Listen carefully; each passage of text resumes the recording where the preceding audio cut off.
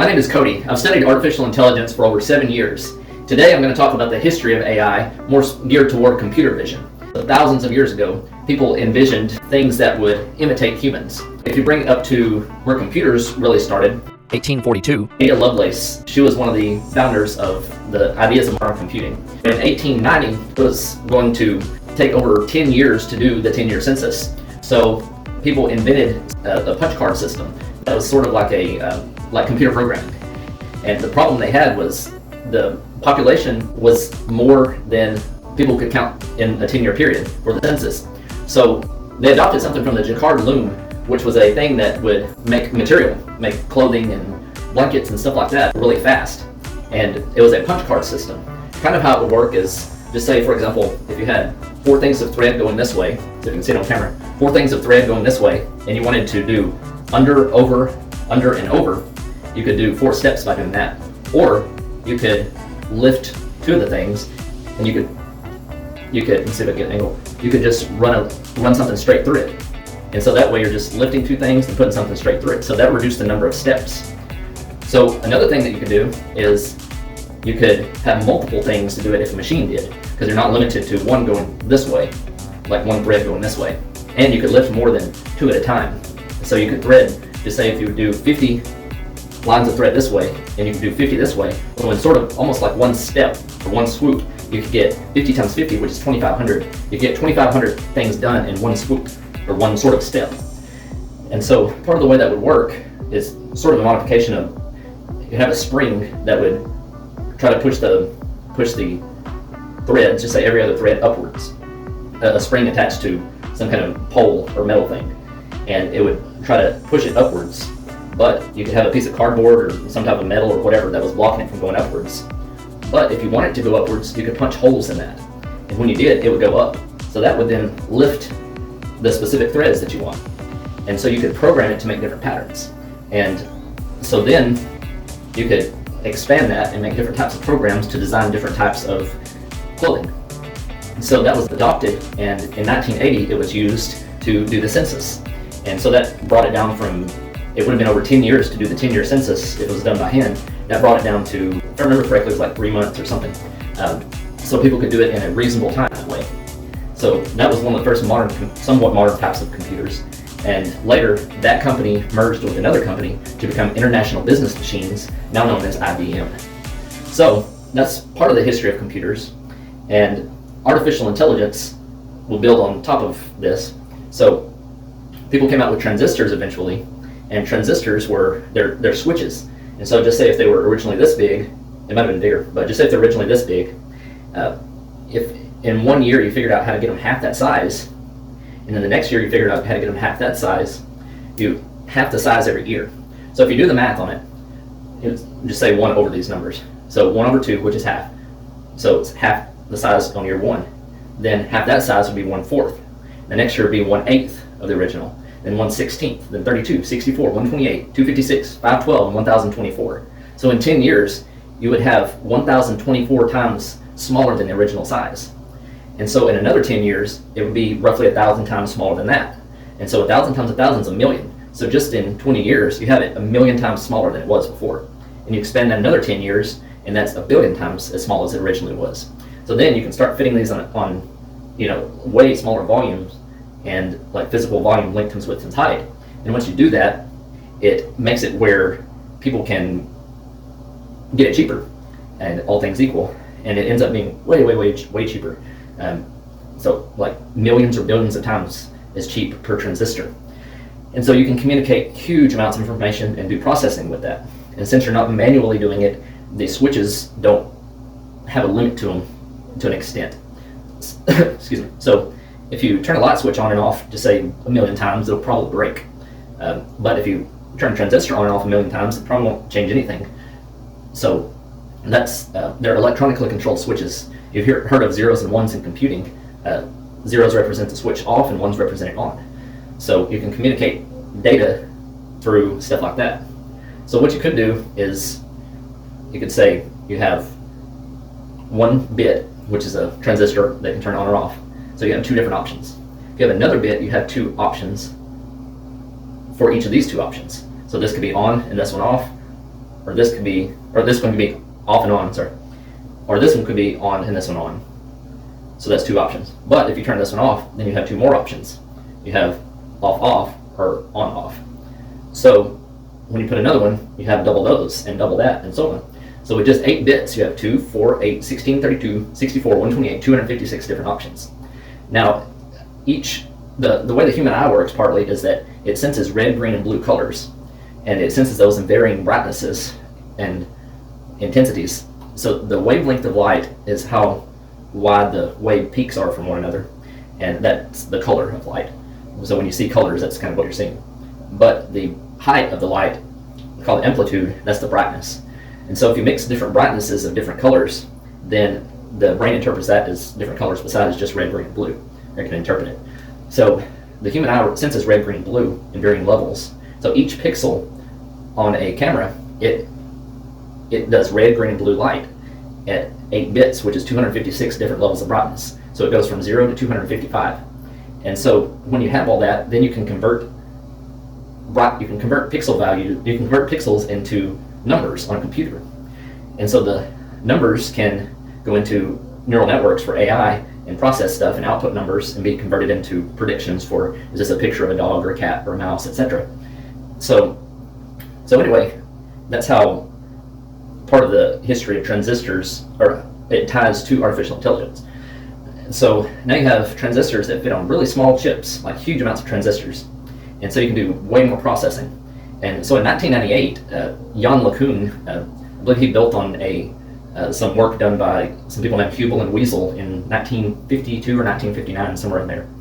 And so what they did was they put some type of probes into the primary visual cortex of a cat's brain in the back of its head, and they made the cat where it temporarily couldn't move, and for, I don't know, maybe part of a day or something, but it was still awake. And so what they did, since the human visual system is somewhat like a cat's, they analyzed the cat's vision stuff. So what they found was that the specific neurons or brain cells that they had connected those sensors to, they didn't send signal, or they didn't fire whenever certain slides of stuff was in front of the cat in the projector or whatever it was. But when they would remove the slides, they have an edge to them, those specific brain cells would fire. So what happened was they realized that those brain cells were responding to edges. If you notice what an edge is, it's a sudden change in color and or brightness. And so you could say the edge of my hand or the edge of my finger, you can easily tell where it is because it's a sudden change in color and brightness. So the edge of those slides is what triggered those specific neurons. And just say if there was one edge that was this angle, it would trigger certain neurons. Another edge this angle would trigger other neurons. And so then what you can extract from that, and what people figured out later, is that the brain will find edges as one layer of stuff, and another layer is, I think it's stuff like, it'll identify colors, another layer is depth perception, and so on. And it pieces all this stuff together to interpret things as a picture of a dog or a mouse or a cat, etc. And so that's kind of how the human brain sees. So you can, in 1998, what Yann Lecun and the team did was they created something that was built on that somewhat, and it's called convolutional neural networks, or CNNs.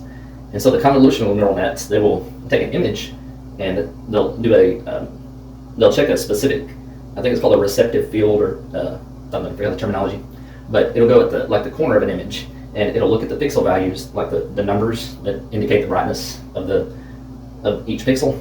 Just say if it's grayscale, which is between black and white. So black is 0 brightness, white's 255 the brightest, and then anywhere in between is gray. So that's called grayscale. So just say if there was a 3x3 chunk that it was looking at, it would look at those brightnesses, or those numbers I should say, indicating brightnesses. And if you do max pooling, then you say out of those 3x3, which is 9, what is the highest number in there? And then it would take that number and put it in a different location. Then it would move over a step, and like maybe over 1 pixel to the side. And so then you would still have a 3x3, but it would be scooted over by 1 pixel. So you'd still have on this side you would still have 2 of the original 3 on the width, but you'd have a new one also. So then it would say, what's the maximum of this?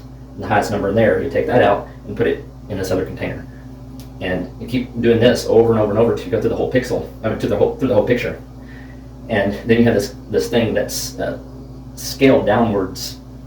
I believe it drops the number of pixels to compute, so that's easier for computation, and also it's recognizing bigger picture patterns as well. And you can have different ones of these, they're filters, I believe they're called. You have different things like that go through the picture, and the neural network can train certain things to identify things like edges and specific colors and so on. And that's kind of how the convolutional neural networks work. And so then, okay, so that was 1998. Then fast forward, and in 2000, I believe it was 2007 or around there, Fei-Fei Li, who is the instructor at Stanford, or she's an instructor at Stanford, she actually taught Andrej Karpathy, who headed the self-driving place that brought self-driving, pretty much brought it to Tesla. And he's one of the founders of OpenAI that makes ChatGPT as well. So anyway, she was teaching him for his doctorate's degree, and he actually has some courses online. And Andrej Karpathy, if you want to get into real detailed, minute, atomic level stuff of how neural networks work and how ChatGPT and computer vision and stuff work, then highly recommend watching him. Super intelligent on that, and he has a great passion for it. So you fast forward to, I believe it was around 2007, that Fei-Fei Li, she helped with, I believe it was the ImageNet stuff, where they would get like huge, like millions or billions of images off the internet, and they would group them in certain ways, and they set it up so you could classify them. And Andrej Karpathy, he became what people somewhat jokingly refer to him as the reference human, where they compare the score that he got going through, I don't know if it's thousands or tens of thousands of images to classify them by hand, or he did it like one by one. And then computers, they see what score they get, and he got, I believe it was a 94.9% accuracy. And some of the, if I understand right, some of the pictures are a bit blurry or hard to classify and so on, but he got like around, I think it was 94.9% correct. And so people compare ImageNet AI vision model stuff to him, and some others participated as well. So anyway, in 2012, the ImageNet stuff, it went from, the previous 2 years was around 75% accuracy, and it went to like 85% accuracy suddenly in 2012. And part of how that happened was that Ilya Sutskever, who used to work with OpenAI, and Geoffrey Hinton, who's one of the founders of artificial intelligence. Ilya Sutskever, Geoffrey Hinton, and someone else, they used the convolutional neural network structure, made the score go from the previous 2 years about 75% accuracy to 85% accuracy by using that. And the difference between around 1998 and then was that GPU processing was real intense. I mean, it was working good and all that. So, and that there was way more data than there was in 1998, like images and videos on the internet. So there was more data that it could learn from. And the number of transistors that could fit on chips were way higher. Because in 1998, I believe it was about 1 million transistors could fit on a chip. And then in 2012, it was 1 billion. So it was 1,000 times as many, or 3 orders of magnitude as many. So what they did was they used all those three things, the higher number of transistors, the GPU processing, and the more available data. They combined it with the convolutional neural net, and it made it so that they got a really high score compared to the previous 2 years that people had gotten. So, and they made some adaptations and adjustments too, I think. And so anyway, stuff kept getting better and better over time. So then you fast forward to 2017, that is where transformers came in. There was a paper by some people that worked at Google, and I believe it's at Google, and it's called, kind of, I think it was sort of a not serious sounding paper. I don't know the details of why they came up with the name specifically like that, but it's called Attention is All You Need. It's partly because there's a thing in transformers called an attention mechanism, but I think it sounds like they might have kind of jokingly named it Attention is All You Need also. But so anyway, that talked about transformers, and if you know the ChatGPT, the letter T stands for transformers, and so that's where that came from. That's where the transformer came from in ChatGPT, Chat Generative Pre-trained Transformer. So that's where that was a big shift when that happened. And partly what the transformers do is they do next token prediction. Like tokens are chunks of, you can make them different sizes, but just say they're like each word or groups of letters or groups of words that you convert to numbers. When you convert them to numbers, that's tokenization. It's called. So you just say, to simplify it, you have the letter A could be represented as 1, B as 2, C as 3, and so on. So since neural networks do mathematics, that's what AI neural networks is mathematics, and computers do the math really fast. So you convert the letters to numbers, it does the math on them, spits out what it thinks the next number should be, then you convert that back to a letter, and they'll tell you what it thinks the next letter should be in that pattern. So just say you have the word C-A-T. Okay, whenever, like once it's trained, if the word cat was in a lot of the training data, more than a lot of the other stuff, more than the word cow or car, other stuff that starts with CA, then you can say, based on what or the neural network can say, based on what I've been trained on, I see C and A, so the highest probability of the next token or the next letter is T. So then it sees CA and it said, oh, it might say there's a 70% probability that the next letter is T. And T in the tokenization case, and this representation would be A, B, C, D, E, F, G, H, I, J, K, L, M, N, O, P, Q, R, S, T. That would be 20. So it would spit out the number 20 as what the next number should be. So you have C is ABC. So C is 3, A is 1. So if it says 3 and 1, then the next thing it would predict is 20.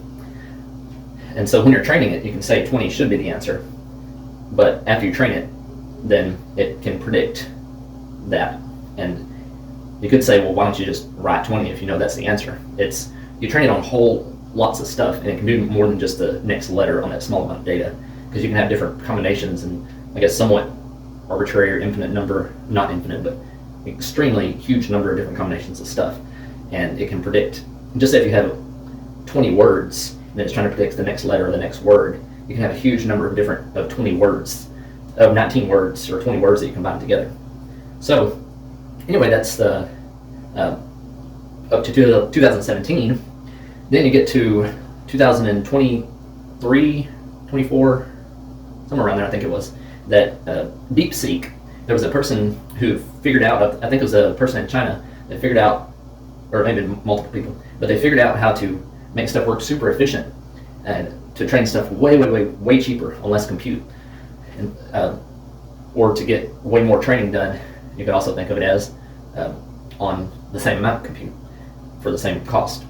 So part of what it does also is it checks its own stuff to see if it's correct, to see if it makes sense. And just say hypothetically, if the next token prediction thing for AI deal like ChatGPT or something trained on the internet, if you said, what is 3 times 500? It might see 3 times 5, 0, 0. And then it might say, okay, I've seen 3 times 5, 0 a bunch of times. And so for some reason it might not include that last 0 as much, just hypothetically. So then it would say, oh, well, 3 times 50 is 150. And so it might spit out and say the next token or the next thing is that I predict is 150. So 3 times 500, it might say is 150, hypothetically, but it's not accurate. So what stuff like DeepSeek, what they figured out was you can get it to go back and analyze its answer to see if it made sense. So it might then say, okay, 3 times 500, well, I know the answer should be more than 500 because 500 is being multiplied by a number higher than 1.